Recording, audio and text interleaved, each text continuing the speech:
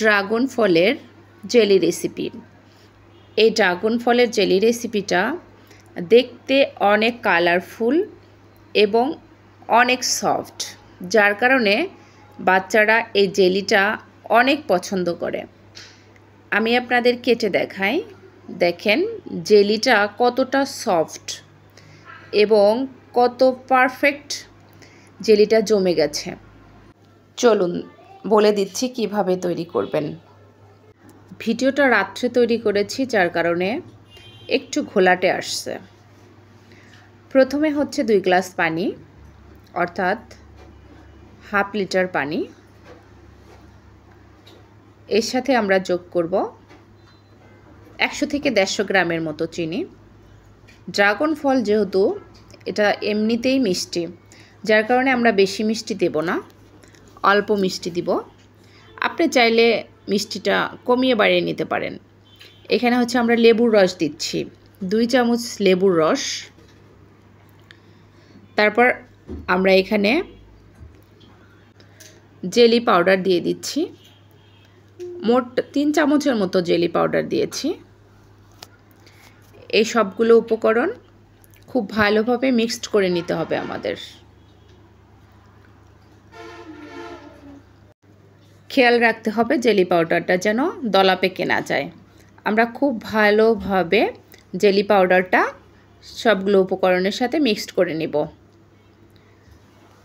খুব ভালোভাবে নাড়াচাড়া করতে হবে, না হলে দলা পেকে যেতে পারে। চুলোতে যখন দিয়ে দিবেন অনবরত নেড়ে দিতে হবে, না হলে কিন্তু এটা দলা পেকে যেতে পারে।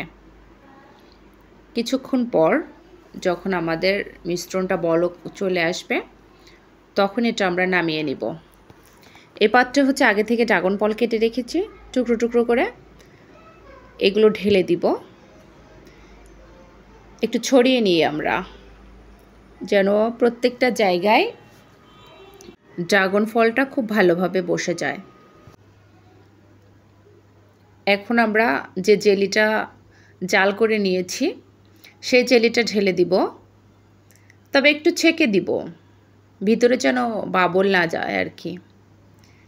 যাই হোক, এটা আমরা একটু ছেঁকে দিলাম, যে অনেক বাবল বের হয়েছে। আচ্ছা, একটু হালকা নাড়াচাড়া করে এটা রেখে দিতে হবে। ঘন্টাখানেক রেখে দিলেই দেখা যাবে এটা খুব সুন্দর জমে যাবে। আচ্ছা, আমরা 1 ঘন্টা পর দেখেন আমাদের ড্রাগন ফলের জেলিটা হচ্ছে জমে গেছে। কত সুন্দর, কত ভালোভাবে জমে গেছে। এটা আমরা উল্টিয়ে ঢেলে নেই। আমরা ঢেলে নিয়েছি। এবার হচ্ছে আপনাদের দেখাই আসলে কত সুন্দর জমে গেছে। এটা হচ্ছে আমরা কেটে নিব, 4 কোণ আকৃতি কেটে নিব। এইভাবে আপনি আপনার বাচ্চাকে তৈরি করে দিতে পারেন, যেটা কিনা দেখতে অনেক আকর্ষণীয় এবং বাচ্চারা কিন্তু অনেক মজা করে খাবে। এবার একটা দেখায় আসলে কতটা পারফেক্ট হয়েছে। ধন্যবাদ। ভিডিও ভালো লাগলে অবশ্যই লাইক, কমেন্ট এবং চ্যানেলটি সাবস্ক্রাইব করে পাশে থাকবেন।